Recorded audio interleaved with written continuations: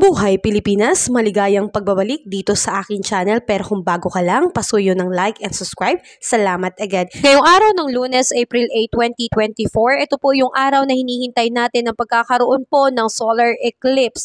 Ito po ay magsisimula sa Mexico, cross over United States of America through Texas. Ito po ay magaganap around 11:07 a.m.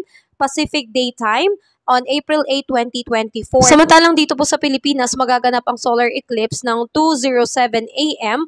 on April 9 na po, madaling araw na po mga kababayan. Sa mga kababayan po natin na siyang makakasaksi nito na nasa Mexico, USA at sa ibang bansa po, asahan po natin mga kababayan na ito po ay magiging mapanganib po sa ating mga mata kung tayo po ay direktang titingin sa araw.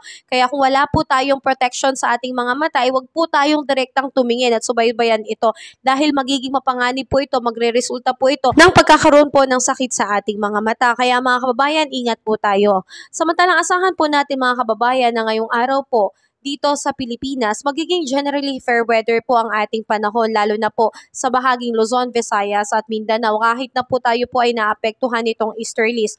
Dahil ang apektado lamang po nito, lalo na ngayong hapon po, ay ang bahagi po ng silangang bahagi ng Visayas, Mindanao at ilang parte ng Bicol na siyang magdadala po ng maulan at makulimlim na panahon, lalo na po ngayong hapon, lalo na po pagdating din po ng gabi. Kaya ingat po tayo mga kababayan na kung tayo po ay lalabas ng bahay, ugaliin po nating magdala ng payong bilang pananggala sa mga biglaang pag-ulan. Muli, maraming salamat at ingat po tayo. Please like and subscribe kung nakatulong sa iyo ang video na ito. Salamat mga kabayan!